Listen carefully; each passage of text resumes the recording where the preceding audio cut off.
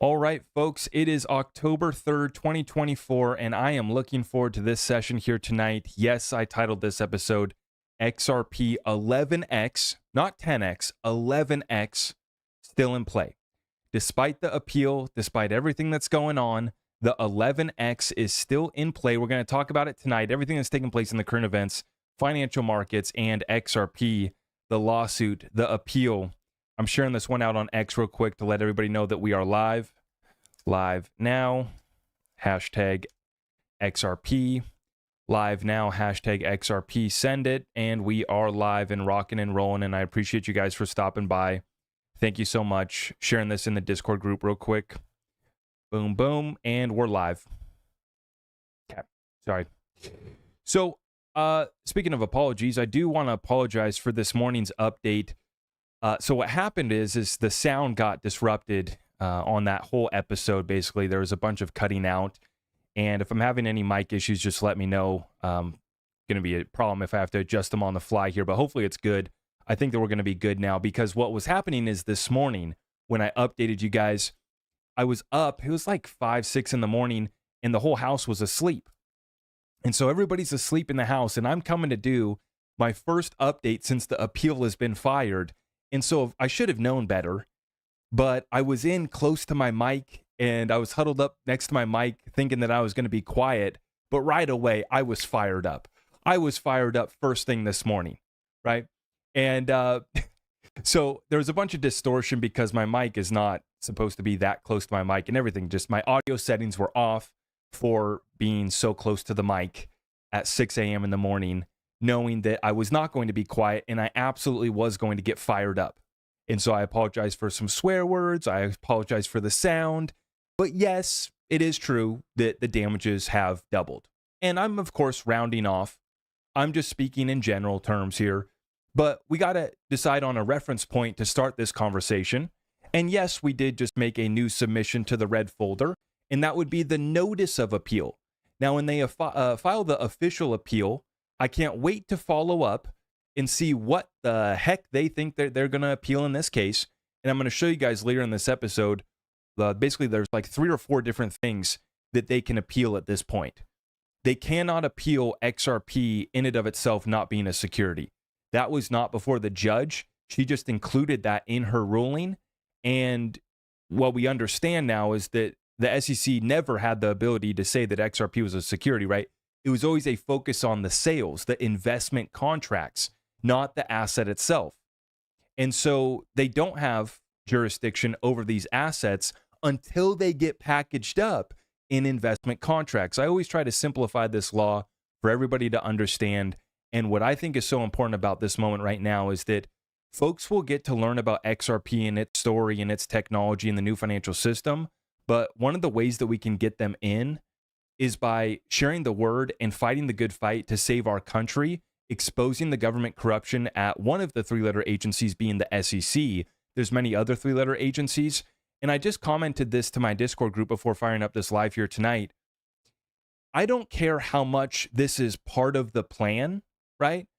I'm still pissed off with my government and the wasted taxpayer dollars by the SEC appealing this lawsuit amongst many other actions by 3-letter agencies and this bigger, what I call bureaucracy beast. That's really what the problem is and why I am pissed off as an American. I am a pissed off American, if you can't tell. I do not hide that. I'm not here to beat around that bush at all.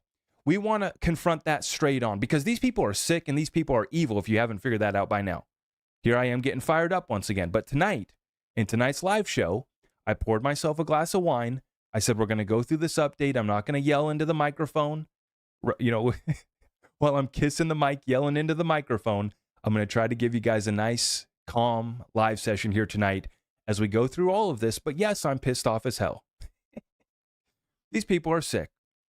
And the SEC at this point is having a hell of a time just trying to justify its own existence after it's been proven in court, falsifying information, no faithful allegiance to the law, being sanctioned in the debt box case for falsifying evidence, submitting fake evidence, causing companies to go bankrupt. Who are they protecting at this point? This is why I say they're struggling to justify their own existence. But before I rant on any further, let's take a sip of our adult beverage because it is a late night session. I apologize for coming so late as well. But that's going to be the last apology that you're going to get here tonight. We're going to get it rocking and rolling. I appreciate you guys for stopping by. We wear it on our sleeve. We're absolutely upset about this, but the thesis remains the same. We're just as bullish as we were yesterday, as we are here today on XRP, on our thesis of sound money. And we're talking about assets more than XRP. We will not stop. We are not going to relent. Our conviction is actually only growing stronger. The fact that we got sued first proved how powerful XRP was. The fact that we're getting an appeal proves how big of a deal what Ripple is building out is.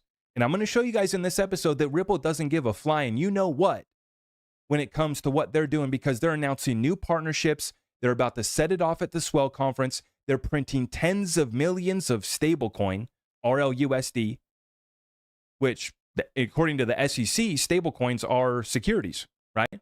Everything's a security, according to the SEC. And so despite all this, partnerships are still growing. Ripple stablecoins still getting printed. They are not slowing down. They are not stopping. And this is why I'm even more bullish on XRP after this appeal. So people watched my video this morning and I'm reading all the comments, and some people get confused and think that I'm like bearish or upset or, sad and down. I'm a little bit bent, but like I said, it's mostly just being a pissed off tax-paying American. That's what I'm pissed off about. And then along with the damages done to the American people by the SEC, not just in this XRP lawsuit, but this is out of control. We got folks that are having to sell off their whole bag to pay their bills when XRP's fundamental value is at least 2 to 3 times what it's at here today, if not 10x. As I titled this episode here tonight, XRP 11x still in play. Don't get it twisted. I'm still bullish as hell. And I'm not going anywhere. And I'm going to be buying more XRP. I'm going to be buying more silver. I'm going to be doing everything it takes in my businesses to stack more cash. I'll stack as much as their funny fiat money as possible and transfer as much of it as I can into sound money. See, we need to let XRP breathe, but we also need to let sound money breathe.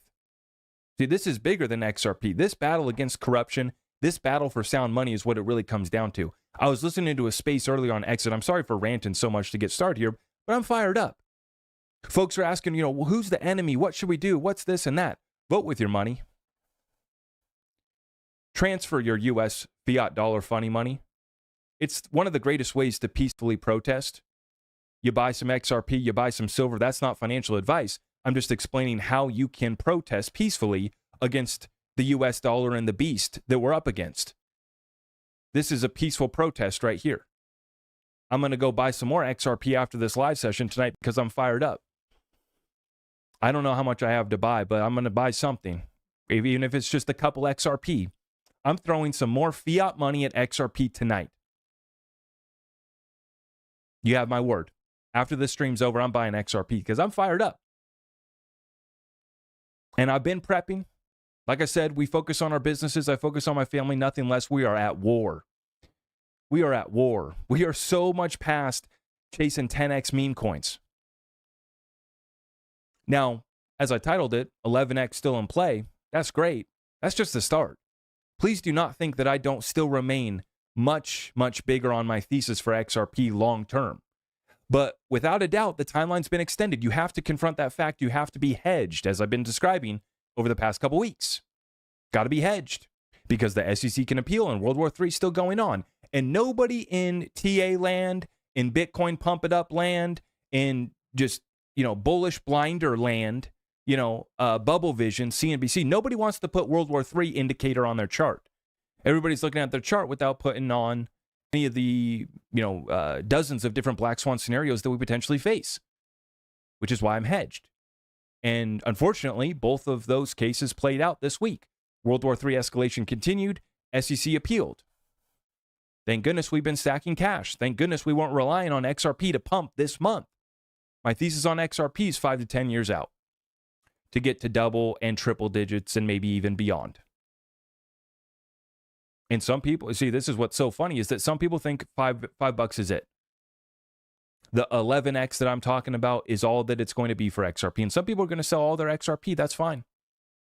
Some people think that I'm too conservative. Talking about 2 to 3 digits is way too conservative. We need to be talking about 4 and 5 digits. I don't rule out any of the conversation. All I know is that I'm going to continue stacking sound money, and I'll let them print and keep this, keep kicking the can down the road as long as they want. I'm going to do everything that I can to expose it, to upright this, to fix this, while at the same time doing what I can with the money and the resources and the time that I have. It's just that simple. Without further ado, let's get started. I hope you guys are enjoying tonight's session here as we're just getting started up. I'm just taking my first swig of our adult beverage, sipping wine tonight. Let's get it started. Cheers, everyone. This is Swift joining the party.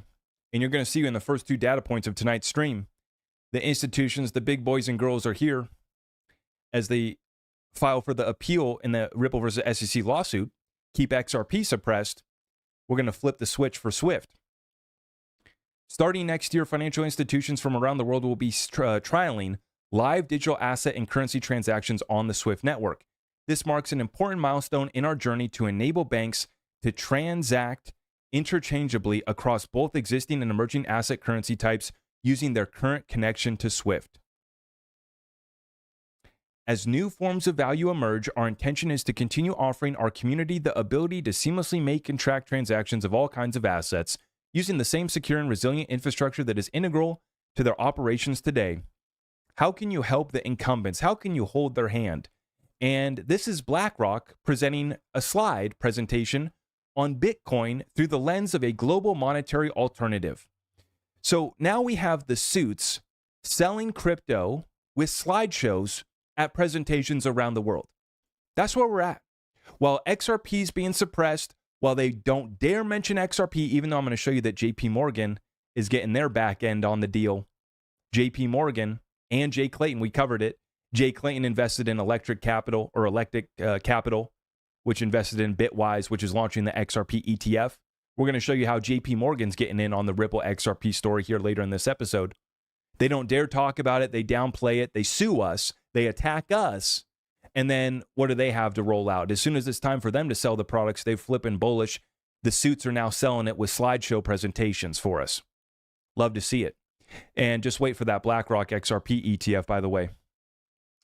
Documentary to air next Tuesday on HBO that claims to reveal the identity of Satoshi Nakamoto. Uh-oh. I hope the Bitcoin bros and girls and gals are ready for this one. The doc is by Colin Hoback, creator of Q Into the Storm, series that exposed the authors of the QAnon conspiracy theory. I probably shouldn't have mentioned those words on here. This episode is not about that, fair warning, but we're not going to get into that here. But what I am going to say is that it is sure interesting to see how we've, played the clips. I think Digital Asset Investor was most famously the one that first played the clips from the Homeland Security officials. I'm not sure who found those, but we've been on top of this now for a while, right? And we have our suspicions about it being David Schwartz. Nobody knows. And I've always said, too, when the ETS for Bitcoin came along, how do you disclose that, right? Gary Gensler wants proper and, proper disclosures made. Well, how do you disclose who's created the asset? I guess it's irrelevant. I guess it doesn't matter, according to them. But what we've always said is that it appears to have some level, some sort of influence from government agencies of some sort of fashion, and that it's been sold as a libertarian down with the banks movement. And meanwhile, it's like they've propped this thing up to sell it, but on the back end, they're partnering with Ripple, XRP, Stellar, other companies like that, and they're making sure that they get their piece under the radar, right? While they shill us Bitcoin, while they have allowed Tether to run free. Now we got exchanges that are delisting Tether and getting ready to list RLUSD, I should say. So they're dropping Tether and about to list RLUSD. Now, in regards to this lawsuit from Bill Morgan here summarizing what the SEC can actually appeal on. There's some confusion in this matter about the issue of secondary sales.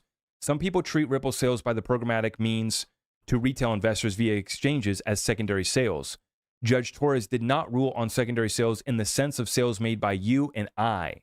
So she didn't rule on that. What she did rule on was Ripple selling to exchanges. See, these are very specific examples of the sales that Ripple's making, right? There was institutional sales, which she lumped up on-demand liquidity partners who are using XRP for its intended utility, right? She did not distinguish ODL from institutional. It was just one bucket of institutional investors. The second bucket was programmatic sales to exchanges, Ripple to exchanges, not an investment contract. The other distributions was the third category of sales, and she, viewed those as not investment contracts either. The judge made clear in a footnote in the summary judgment decision, the judge made that issue was not decided and therefore cannot be the subject of the appeal. The appeal in terms of liability is limited to the programmatic sales or other sales and distributions of Ripple. The other things that it can include are the following. The appeal could, of course, extend to issues concerning the penalty, which is $125 million, $125 million penalty, the injunction, which the judge placed a very general injunction, basically just saying, don't violate Section 5 anymore. Very general, very broad. Really, it doesn't really stop Ripple from doing anything. It just says structure your deal so that it's not, an investment contract like you did with the institutions and you're good to go. So there really was a very limited injunction placed on Ripple. Don't violate Section 5. That's like, telling them violate or, follow the law. The judge just might as well have just said, follow the law, please, because that's all that means as far as an injunction goes. So the SEC could, appeal on that point and ask that a full and complete injunction on Ripple be placed, where maybe Ripple wouldn't be able to sell XRP ever again, or to institutions. And of course, if they wanted to, appeal on programmatic and other distributions as well, maybe they probably want to just stop Ripple from selling XRP completely. The other thing that it could be on would be disgorgement, but the problem is that we have precedent in the Govel case and other cases where basically no harm, no foul. You cannot get disgorgement when nobody was hurt, right? Nobody was harmed. Everybody made money. Everybody made a lot of money and is set to make a whole hell of a lot more when the SEC finally gets out of the way. So there is no disgorgement. But those are basically the, let's see. So we have 1, 2. You could do the programmatic sales. You could do the other sales and distributions. And then you have the penalty, injunction, and disgorgement. So there's 5 issues. So from now on, let's just agree on 5 points that the SEC could appeal on. Programmatic sales, other sales and distributions, the penalty, the injunction, and the disgorgement. None of those do they have a strong case for. None of those do they have a strong case for at all. There's no relationship or continuing expectation of profits when Ripple sells to an exchange. It's a done deal. You want XRP? Here's how many we'll give you at this price. Deal's done. It's over. That's not an investment contract. There's no expectations of profit. There's no, continuing relationship. When it comes to other distributions and sales, as long as they're not structured with any sort of expectations, stipulations, options, you don't have an investment contract. And so then when it comes to the penalty, the judge already gave him a pretty good penalty of $125 million. Pretty good. The injunction, it's a tough one. The judge said don't violate Section 5, and the judge can point to these were investment contracts. Don't do those again. That's pretty clear. So are they going to really appeal and try to stretch the injunction? I'm not going to put anything past the SEC. They could appeal on all 5 of these points. They could say, we think that programmatic sales is an investment contract. Other sales and distributions are. The penalty was too low. We want a full and complete injunction, and we want additional disgorgement as well. Because even though everybody made money, we're the SEC, and we think that, we need to collect some more money. It's not a big enough fine. The problem, though, that I want to say on this lawsuit and where the SEC's at right now is the director of enforcement, it's Goober. I won't forget it anymore. Paul Grewal is the chief legal officer of Coinbase. I mixed these guys up this morning's episode as well. Paul Grewal is the chief legal officer of Coinbase. Goober, I kid you not, that's his name. Goober Grewal was the director of enforcement at the SEC. That was the position that Bill Hinman had. So in Jay Clayton fashion, the director of enforcement Goober Gerwal. They file the appeal, he submits his resignation. 1 hour later, the appeal drops in a final act from the director of enforcement, who's one of the heads that decides whether or not a case should continue on or not. Has big influence at the SEC. But these guys are resigning in shame. And you know where he ties back to? Is New Jersey politics and dirty money and everything that's been exposed over there lately. Little Diddy deal. I'm not saying he went to Diddy. I'm just saying there's a lot. Look at the judge that FBI was about to take him down. He took himself down. Look at what happened to New York City Mayor Eric Adams. And that's just the start. That's just the tip of the iceberg. This thing's just getting opened up, and the SEC is all part of this. We're at the forefront of exposing all of this corruption, and we will not stop till we have a level playing field, because that's what America is supposed to be about. These thugs need to get the hell out. And I'm sorry that I've swore a couple times in tonight's episode. I'm a little jacked up here. I'm sorry. They need to be gone. Just like Trump says with Gary Gensler, you're fired. That's a clear crypto position. We don't have to guess. We're going to be the leaders in the cryptocurrency space, and Gary Gensler, you're fired. Thank you very much. And we might have to hold him accountable for some of his actions, won't we? So please understand, despite this appeal, we're winning. As far as I'm concerned, we're winning. I'm keeping score, along with so many of you guys at home. We're keeping score on the SEC. We're keeping score on not just the SEC, but the bureaucracy beast that we're exposing. And as the Supreme Court has done in so many recent rulings, they're striking down the EPA, the SEC, major losses. I mean, the SEC is getting embarrassed in the courts right now, mostly in the Ripple and the Grayscale lawsuit. And it's going to take a lot to overturn the rulings that Judge Torres gave incredible rulings. A Democrat-elected judge. Now, despite all of this that's going on with the appeal, it's like Ripple was waiting for this. I really think that Ripple had these partnerships in the back pocket and had, the stable coins ready to go. It's cooking up. I'm going to show you that here next as well. But I think that they had a couple of these partnerships ready to go for this timeline around the appeal window, so that if the SEC did appeal, they were ready to drop these ones and show you guys that they mean business. And one of the videos that I'm going to be dropping in the, probably tomorrow or the next day is going to be something along the lines of the great Ripple reveal or something like that. Because what I want to make a whole episode about is what's about to be revealed at Ripple's Swell Conference. You're seeing a glimpse of it right now, which is that despite the lawsuit, the customers, the partnerships, the adoption, and the growth of the XRP Ledger ecosystem will not stop, with Ripple spearheading that, bringing in more institutions to the XRP ecosystem, like Latin America's largest exchange, Mercado Bitcoin, joining Ripple payments using our solution to support its treasury operations between Brazil and Portugal, with more payment types to come.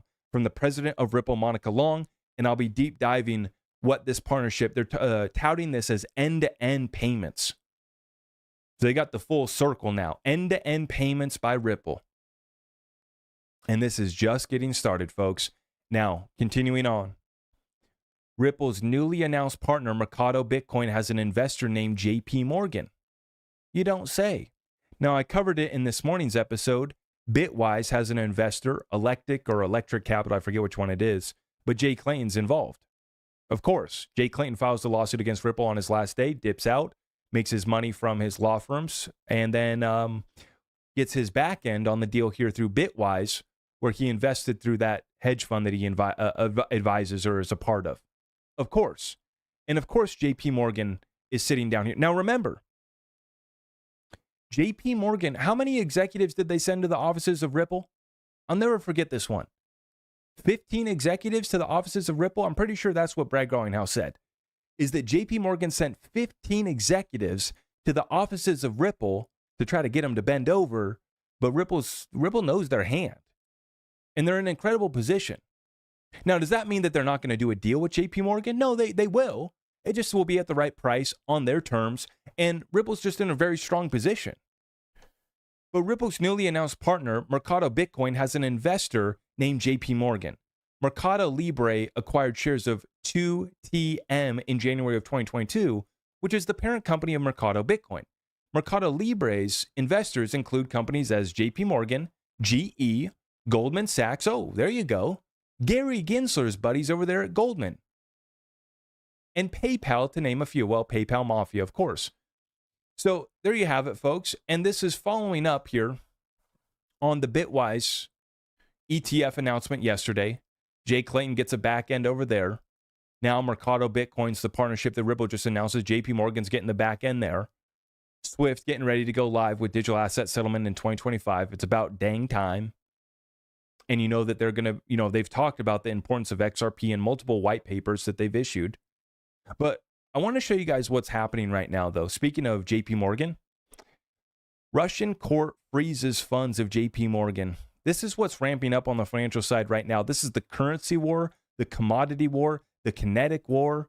And I had somebody, they said in the comments this morning, stop talking about all the World War III stuff. I'm thinking, well, you want us to just put our heads in the sand and just act like nothing's going on around us? I mean, what are we supposed to do here? You have to understand this. Currency, commodity, and kinetic war, how's it going to relate to my investments in my business? That's why we cover the current events, is because it plays into our investment thesis.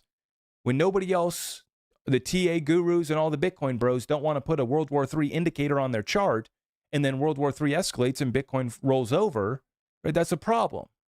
That's what they're missing. This is the analysis that we have to add if we want to have a really wholesome strategy for understanding what's taking place in these markets. And this is what I'm talking about. So all of the sanctions against Russia, all this and that, now we're finally seeing here that Russia seizing some funds from JP Morgan. And this is only going to go back and forth. And what is the solution? What is the answer? Well, it's sound money and it's neutral bridge currencies, where you remove trust. Now, the only way to remove trust with an asset like gold and silver is to get it in your own dang vault. And if you guys are looking to get precious metals, you know that we can hook you up, whether you're looking to roll over a 401k retirement account, or you want to get it shipped directly to your house to put it in your vault and to remove all counterparty risk and remove all need of trust.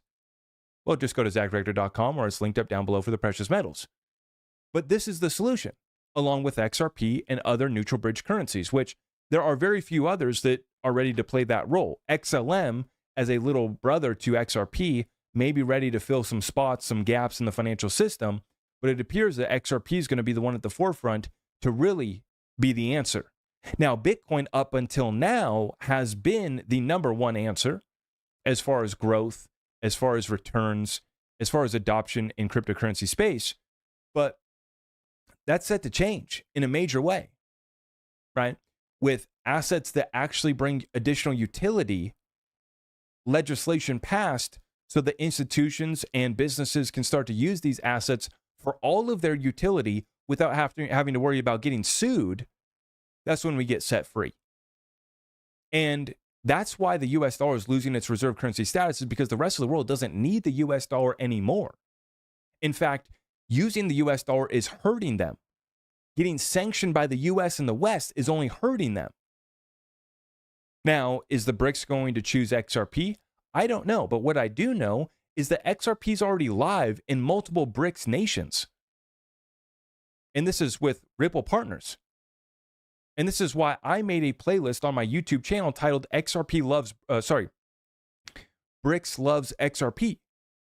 BRICS loves XRP. Now, will you hear an official announcement from BRICS that they love XRP or that they're using XRP? Not yet. Not right now.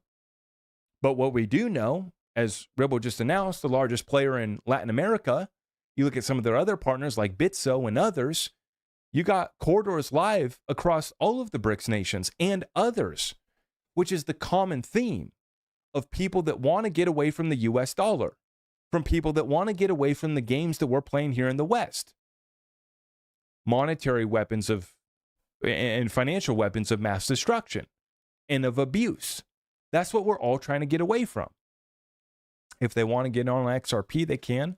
And we see that they're already moving on gold and silver, which, by the way, as I'm speaking here, gold is back up to above 2,682 right now.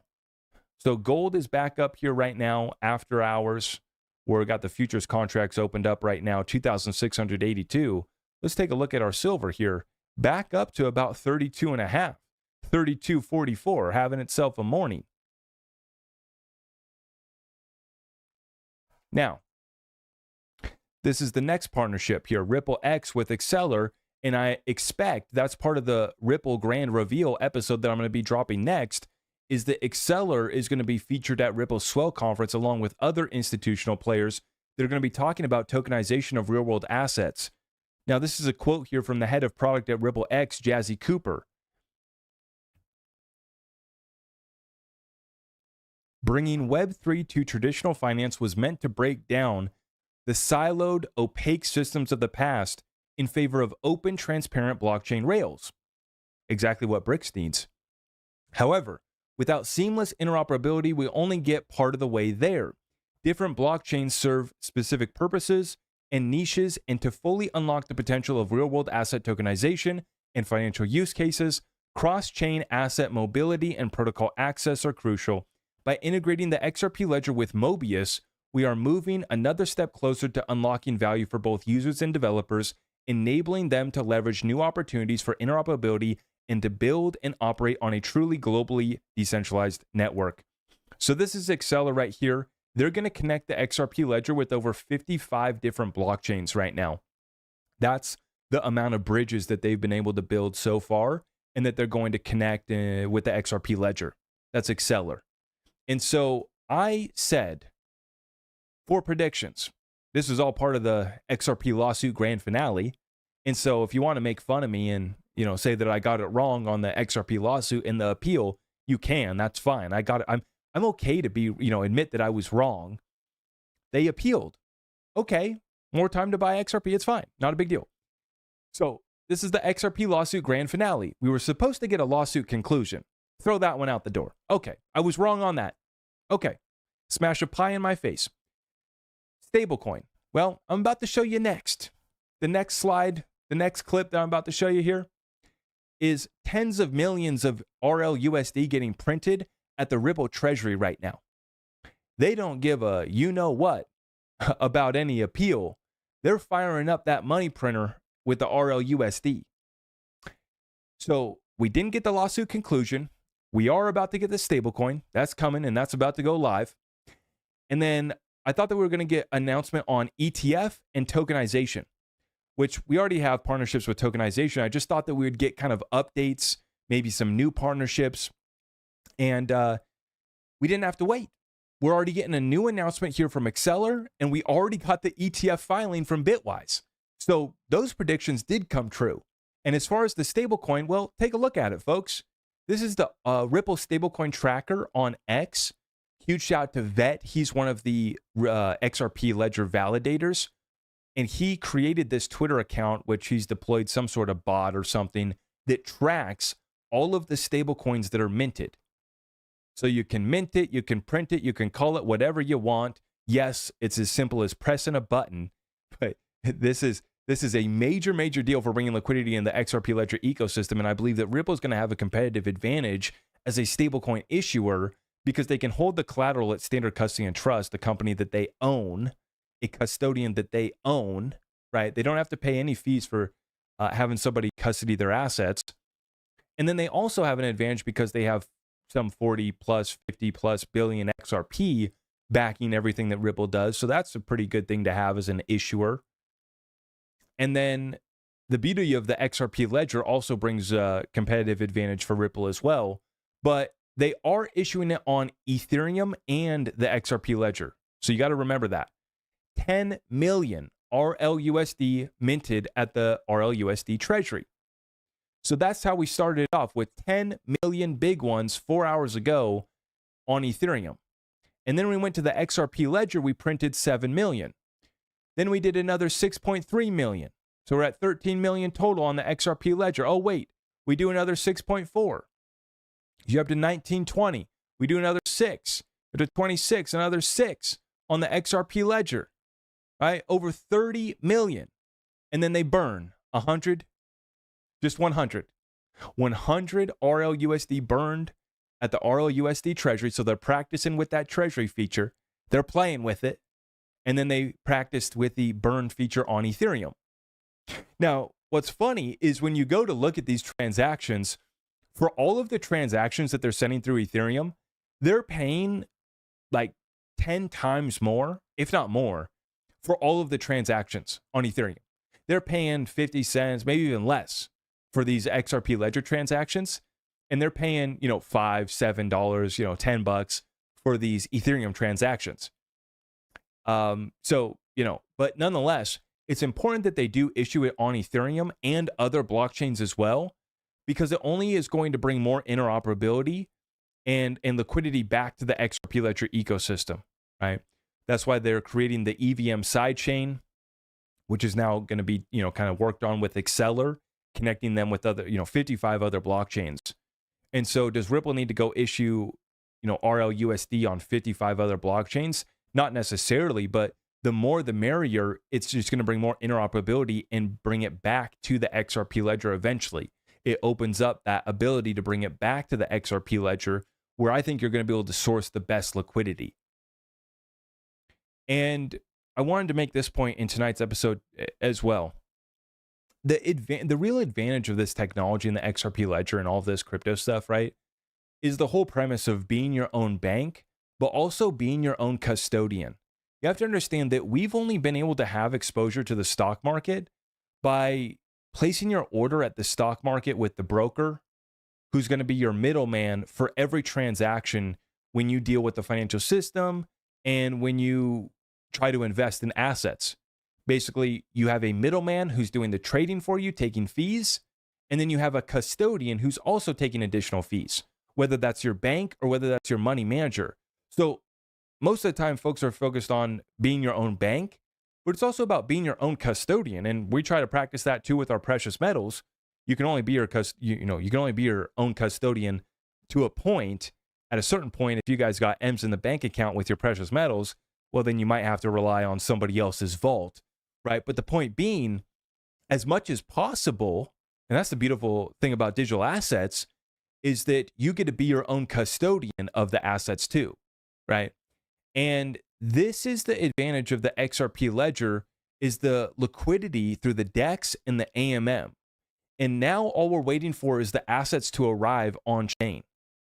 Once we can get our stock ownership on chain, our real estate on chain, everything coming on chain, and with complete control of that, you will have all the value in your own hands. You won't have to rely on any of these middlemen, any of these incumbents that are all taking fees and all getting in the way of you and your investments all along the way. That's what's about to get unleashed on the XRP Ledger, and Ripple is setting the standard with the stablecoin and with the partnerships that they're bringing for interoperability with other blockchains, but also real-world asset tokenization of real estate and others. I just had a conversation last month with a company that's about to issue, they're bringing tokenized real estate to the XRP Ledger, and I'm going to be talking with them again, probably publicly for all of you guys, because they're about to launch their token. And so I'll be sharing their story and what they're up to. One of many projects that's looking to tokenize real estate on the XRP Ledger. Now, back to this XRP lawsuit. Tristan Leavitt from Empower, he's the Empower president. They're the ones that have had to sue the SEC to get to fulfill their Freedom of Information Act requests and to get the schedules and everything that they've been, searching for. The conflicts of interest here are just ridiculous. As I shared in my interview with Fruition Films, that's right, for XRP Unleashed, they are going to be in the XRP documentary. The SEC's regulation by enforcement on crypto needs some serious oversight from Congress. Not only does the failure to promulgate clear regulations provide no transparency or predictability to the public, the SEC's temptation for crony capitalism, officials making decisions that benefit their friends and former colleagues, if not their own future wallets, is simply too great. And what's so important about this is this guy's not necessarily a crypto guy. They're really about exposing government corruption and bringing accountability. And so, as I've been saying with this XRP documentary, what sells is not even XRP. Throw XRP out of it, right?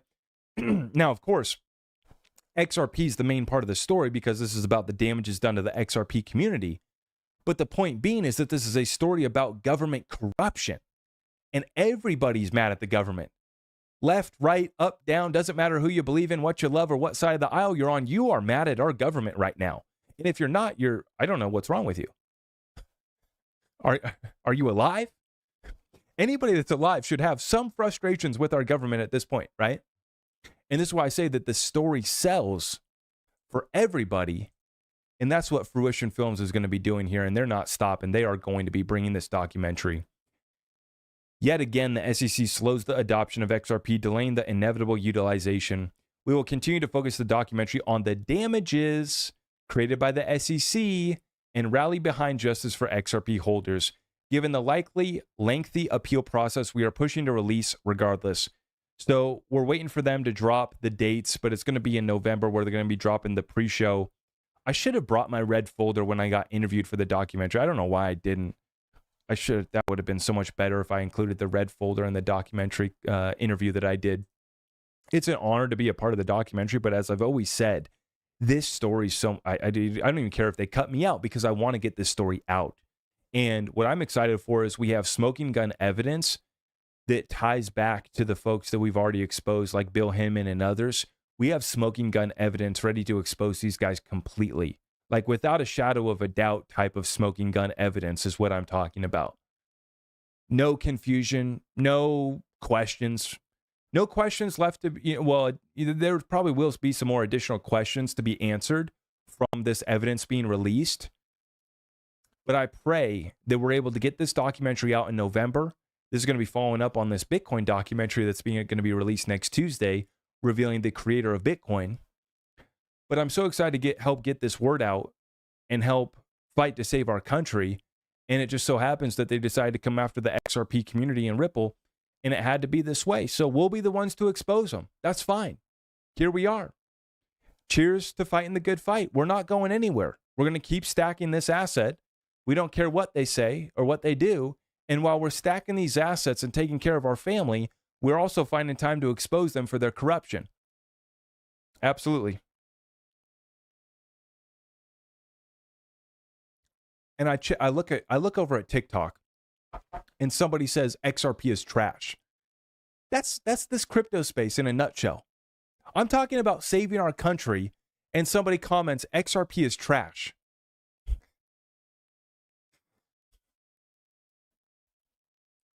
And what do we say? Good luck, God bless. Good luck, God bless. Let me know how the program's working out, because what I'm looking at right here is some interesting technical analysis on XRP and the broader crypto market right now. Waters above crypto, huge shout out. 5 out of the last 6 months started off bearish for the crypto market, and every single time we bottomed out during the first week of the month. Between now and October 6th should be the bottom leading into recovery. Now, wouldn't that just time out? Very interesting right here. Because I've been saying correction before the election.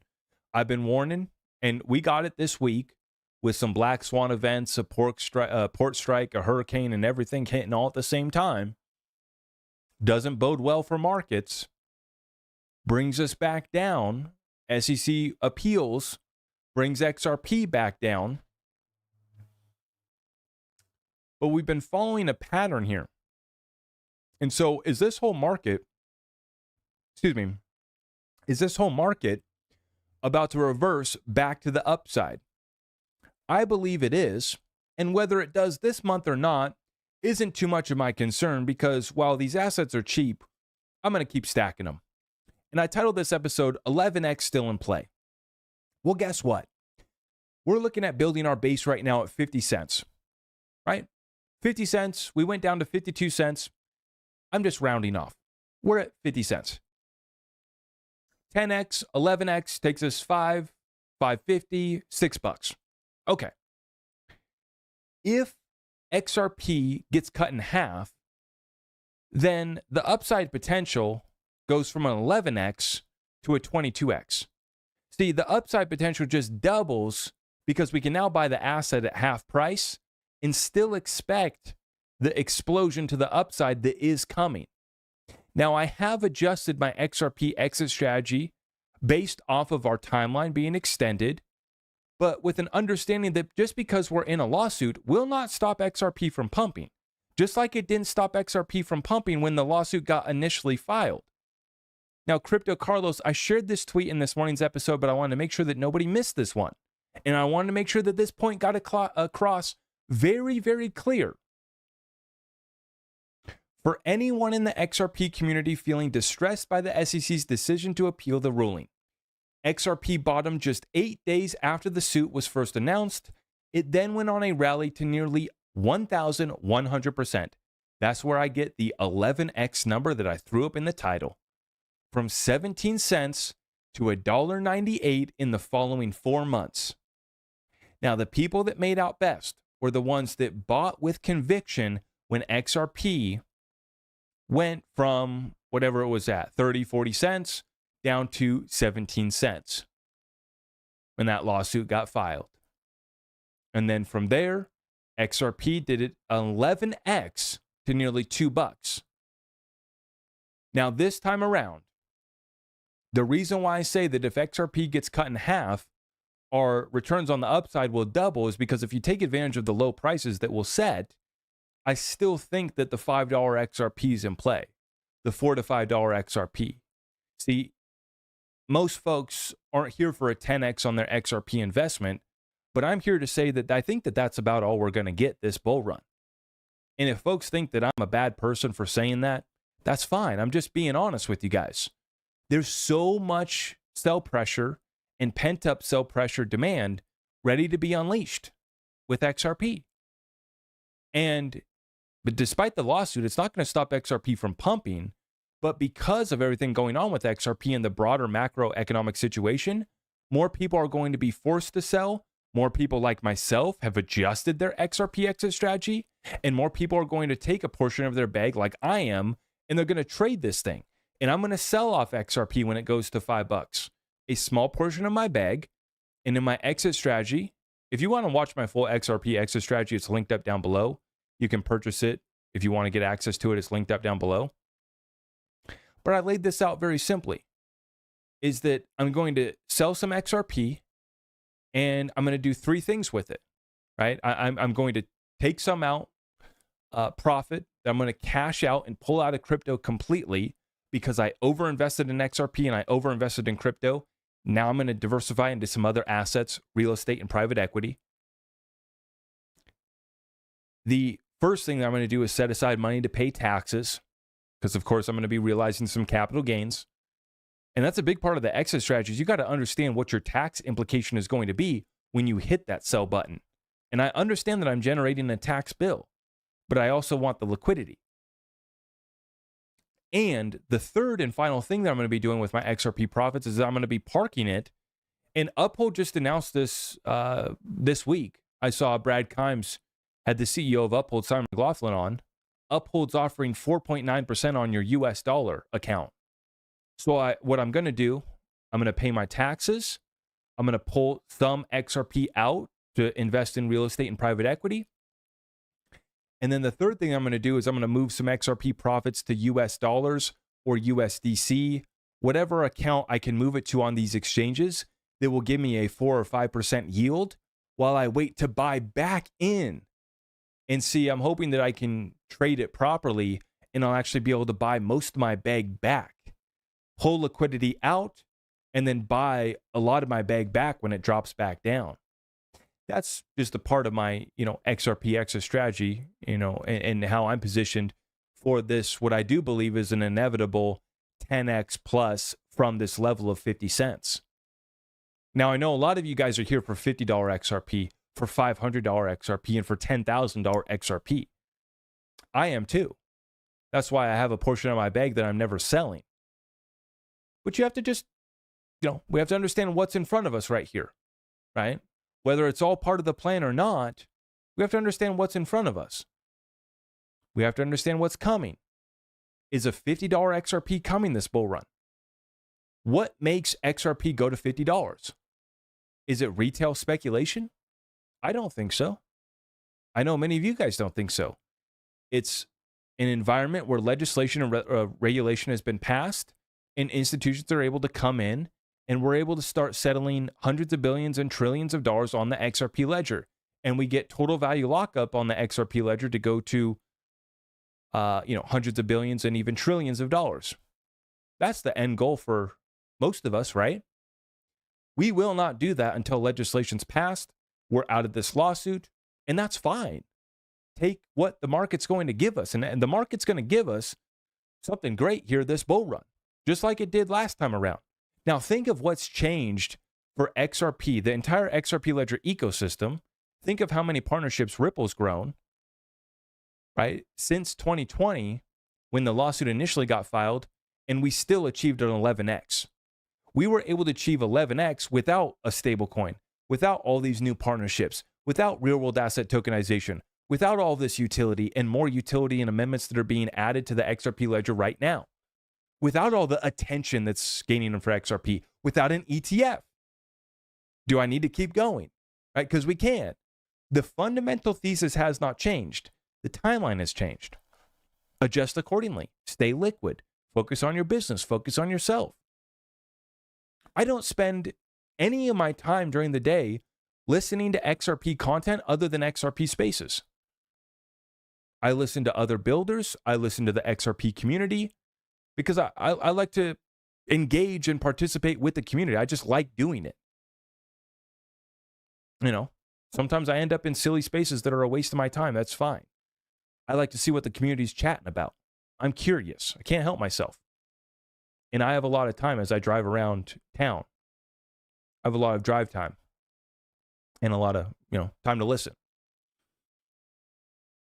But I don't listen to, I don't need to have anybody, pat me on the back and tell me everything's going to be okay. The fundamentals have not changed. In fact, I'm more bullish on XRP long term after this appeal, but my targets for this bull run have changed because of the appeal. See, that's why folks can't hold two opposing ideas in their mind at the same time. The appeal has made me adjust my exit strategy for this bull run, and my targets for this bull run have changed because of the appeal, but my long-term thesis has only grown stronger. They wouldn't be putting us through this if XRP was a nothing burger.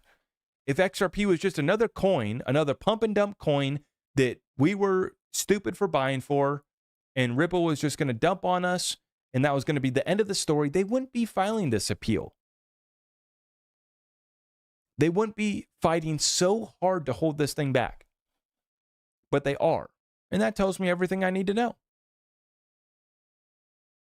I want to hear from you guys, though. Let's get into our comments, questions.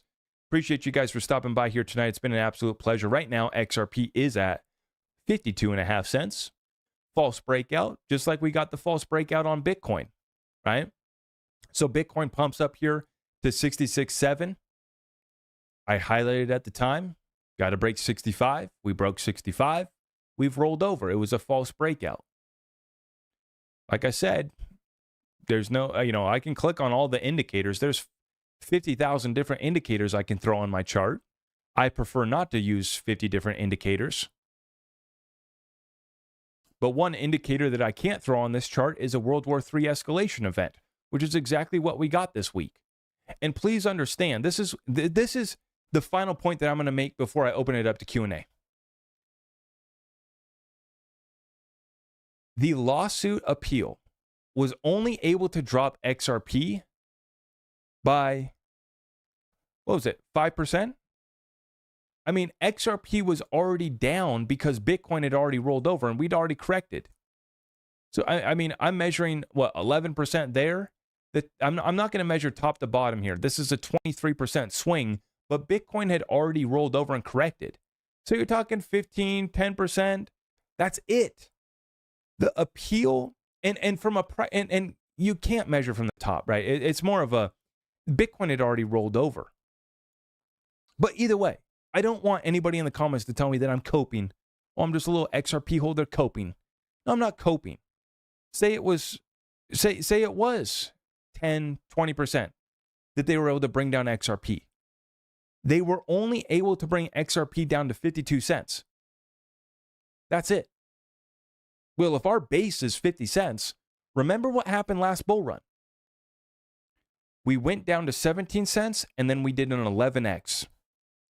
If this time around they're only able to break us down to 50 cents, and even if something else bad happens, right? There's plenty of situations out there. How much lower is XRP going to go? See, they're trying to shake us out. The XRP community can't be shaken. Now, of course, not everybody's going to make it. I say the XRP can't be shaken in general. Of course, we've lost some soldiers along the way. The damages are massive, and the damages just doubled by the SEC filing the appeal. But think about this. They weren't able to do much to XRP other than get it to drop 6 cents. That's it. It's pretty weak if you ask me. Shows how strong our community is. Speaking of our community, let's do Q&A. How's everybody doing tonight? Appreciate you guys. Tim says we got 395 watching, 192 likes. Tim, I appreciate that. Looks like we got a few hundred on YouTube, and we got, 900 on X. Still got 100 here with us on TikTok. I appreciate everybody for stopping by. Let's go rapid fire Q&A. Appreciate you guys. Hope you got something to sip on.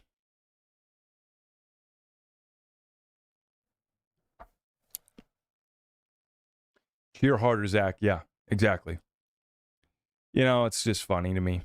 Zach, isn't XRP settling around 2 billion daily in Japan currently? Am I misunderstanding something? Yeah, so the volumes actually, I had a tweet that I had just saved actually. Let me pull that up. I'll show you guys what I'm talking about here. This is from Sentiment right here. Bitwise's XRP ETP filing not to be confused with an ETF, which would be required if it was a security. XRP is not a security, which is why it's an ETP. Same difference, though. It's kind of just silly. ETP, ETF, same difference, really. Has showed a significant on-chain response, whale activity, social hype, and an 8-month high of 2.39 billion in transaction volume indicates potential bullish momentum. But remember, the rally is most likely to begin after crowd FOMO calms. So, to your point, 2.39 billion in transaction volume for XRP completely. Obviously, there's a lot more moving around in Japan. Japan's getting ready to tap into the XRP ledger. Yoshitaka Kitao obviously talked about bringing a lot of exposure to the banks in Japan. They got the big, what is it? I don't know if it's the Olympics or what's taking place in Japan next year, but that's where the statement comes from. Every bank in Japan is going to use XRP by 2025. Well, really what's happening is Yoshitaka Kitao, SBI, they're creating a ticketing program for the Olympic event or whatever's going to take place in 2025. So it's a big deal, and it's a great way to get exposure to the XRP ledger. But also on the back end, you have these institutions that are partnering up with Ripple. And Japan has been a corridor that's been fired up for on-demand liquidity for a while. Right now, we're only seeing a couple billion on transactional volume across all of XRP exchanges volume. But this is set to grow by a long ways. And I think that the Ripple stablecoins are going to be a big part of bringing in that liquidity, right? Just like Tether has helped prop up Bitcoin, I think that RLUSD is going to help prop up XRP in similar fashion. Mario says, what's up, champ? Hope all is well, brother. Just checking in with you. That's great. That's good. Yep, all is good over here. Despite the appeal, despite everything that they're throwing at us, we're still strong. Still hanging in there. Still making money. Still taking care of the family. Still absolutely blessed. All we ask God for is an opportunity at the greatest transfer of wealth in world history. A little bit of health so we can build some wealth. That's all we ask for. Lance, you're spot on 100%. We will melt faces. These kids have no idea what's happening right now. These guys have no idea. Can't wait till the documentary, Christy. Me neither. Me neither. We're going to make XRP go viral. And like I said, this whole thing's going to backfire on them. They want to appeal us. It only brings more attention to Ripple. See, the whole industry was touting up the Ripple ruling as if it applies to their crap coin that they did an ICO and that they did a pre-sale launch pad and that they did have influencers shill for them and that they did do investment contracts with. Yeah, all those crypto projects that thought that the XRP case applied to their crap coin ICO offering, they're delusional. And the SEC does have jurisdiction to go after those guys for their ICOs. But when it comes to the precedent of the Ripple case, I mean, it did set a great precedent. And now that it's being appealed, it brings all the eyes back on that case. See, this is why they say in media, right? You want all the attention that you can get, good and bad. When it comes to publicity, all attention's good attention, right? So, in a similar fashion, even though this is a temporary bearish news, oh wow, it crashed XRP 5 cents. Congratulations, that's the best you got. I mean, this is like a boxing match, and it's like someone smacked you with their biggest haymaker, and it was like nothing. You barely felt it. That's what this is. We're unshaken. I mean, think about what they've done. They've made us more upset. We're more motivated to fight them and expose them. This is going to backfire because we're winning in the courts. No such thing as bad publicity. That's right, Kelly. We believe in you. Keep up the great work. Thank you, Chris. I appreciate you, my friend. I couldn't do it without you guys. I really mean that. I really mean that. Got a lot of comments on today's video saying we're just on point. People just saying we appreciate you. You're on point. Keep up the good work. And, people noting that they can see my passion. That's one thing is that I just, you know how I feel too about all these issues, and you know how entrenched I am in this fight. I refuse to sit back and just say, hey, this is all, even though I understand that this could be part of a bigger plan, could be staged and all that. I get that part. I pay taxes. I'm pissed. Okay. I pay taxes. I'm upset about that, right? I'm upset about how they're spending my money. I can't even have a smile on my face when I say it. I mean, what's happening to our citizens in North Carolina, the places that were hit by the hurricane, and mostly the surges, the flood surging, what's happening here is inexcusable. Greatest military known to man, the greatest resources in the world, and we got government officials, law enforcement, trying to stop American citizens from saving American citizens. I'm going to say only one thing about this whole issue, which is, who the heck is standing down? I'm sorry. See, it's really tough because I don't want to be an armchair quarterback over here. I don't want it to seem like that. But it really does bug me. And I got to say one point on this. I'm sorry. If I was given the opportunity, if that's what I faced, and I had someone telling me, you're not going to be able to go save some lives, it's not even a consideration. It's not even consideration. I would do whatever it took to move that person, entity, or whoever the hell they think they are aside. Nobody is going to tell me that I'm not going to go save my fellow American citizens. It's not even a consideration. You're going to have to stop me. So from the reports that we're getting, God, I'm going to get so upset. We need to switch topics. It's inexcusable, though. We have all the resources. We managed to have hundreds of billions of dollars for Ukraine. We have hundreds of billions of dollars for this program, that program. Everybody gets a handout. Everybody gets taken care of. But when real Americans, and now we're starting to see the land grab. I shouldn't be talking about. I need to save this for our next Discord weekly call when I can talk about these issues. I need to save this for Discord when I can speak my mind freely and really get mad. Oh boy.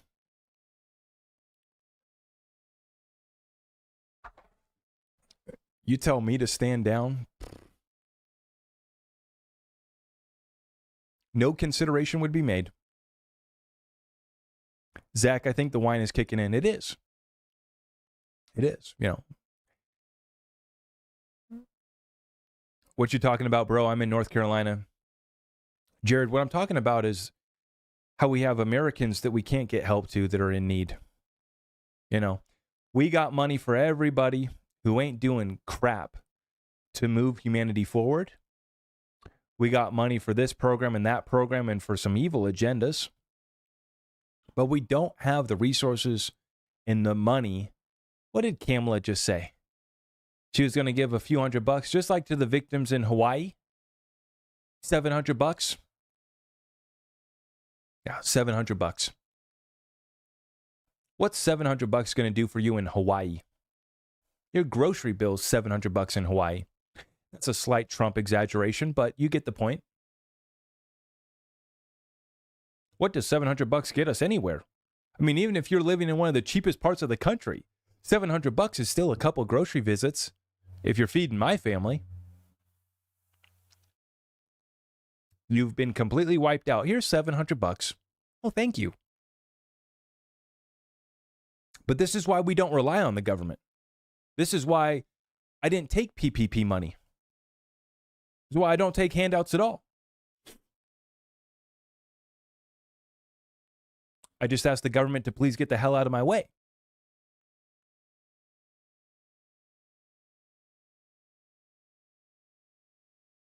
Yep. By the way, what's one daily routine you couldn't live without? Brother Broski, that's a good question. That gets me off of some other issues that I'll probably get in trouble if I keep talking about. One daily routine. I start my day and end, well, I can't say I start my day and end my day with my family because I put my kids to bed and then I come in here into the office and I put in some more work. But I do start my day with my family. That's one thing that I start my day with my family always, because some days I work a lot and I don't get to see the kids, very much. So that's one thing. If I start my day by having a little bit of time with them, even if it's just giving my youngest his bottle, giving him some milk, having a morning with them, start the day with the family. What's one other thing? That's a good question. I got to think about that. I don't really I'm not obsessed with dieting, working out, or anything like that. I am about to start working out again though, because I've just turned 30 years of age.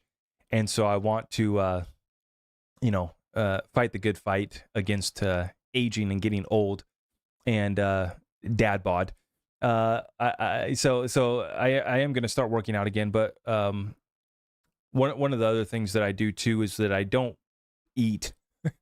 Like I said, it's not really a dieting or I'm trying to fast thing.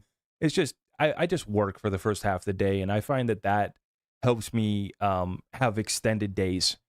When I eat big lunches or a big breakfast, it really bogs me down. So I found that, intermittent fasting, I know that some people, obsess over diets and all that stuff. I'm not big on that. I don't do any extended fasts, but for the first half of my day, I don't really, I don't eat, and I just do coffee. And so I kind of just, run on that for the first half of the day. And I find that helps me extend my days out to, what are we at right now? 9:30. I mean, of course, we're still working with some adult beverage, but, I could still do another couple hours, but eventually I do have to go spend some time with wifey too, right? Happy wife, happy life.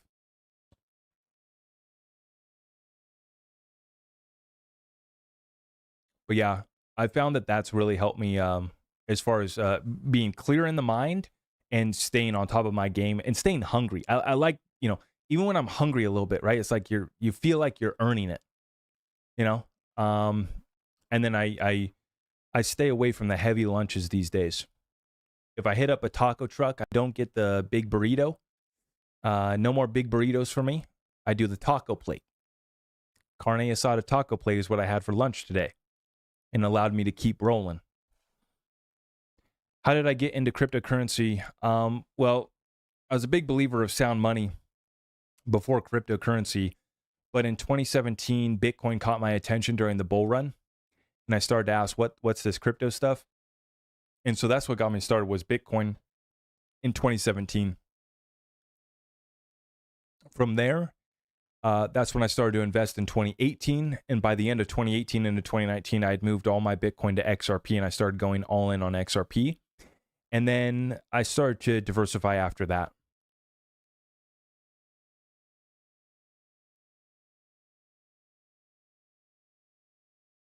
Yeah, Jordan, that's just it.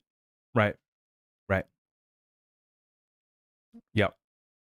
You're young, spend the morning with them, drop them off at school, have dinners with them, put them to bed. They'll remember more than you think. Absolutely. Absolutely. Yo, Jake's in the house. Jake, no way. Oh, no way. Jake and Jericho in the house. Got a couple of my friends in the building tonight.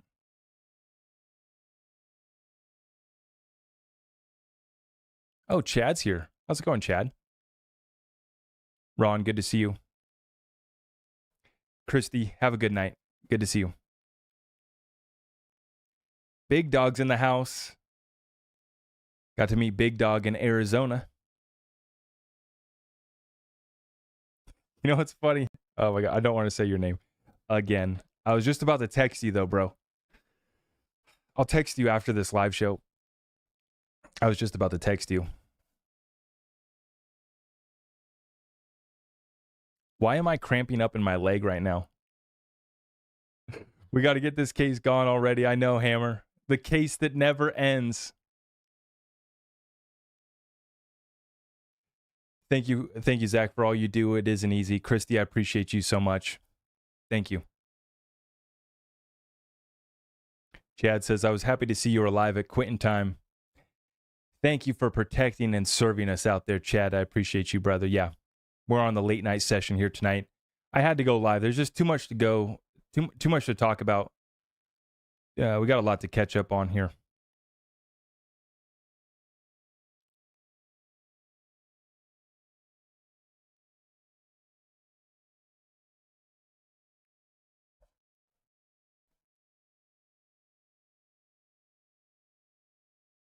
Chris says, I looked into Bitcoin and I found you and XRP changed my life. Thanks, Chris. Thank you. All right, guys, I think I am going to wrap up this session. It's been an absolute pleasure here tonight, and we're going to be back tomorrow with some more content, so make sure you guys stay tuned. If you guys are new here, if you haven't already, make sure you guys subscribe, hit that notification bell. All of our community resources are available at zachrector.com. It's been an absolute pleasure here tonight, and we're going to do it again tomorrow, okay? We'll see you guys. Everybody take care out there. God bless you all. Thank you.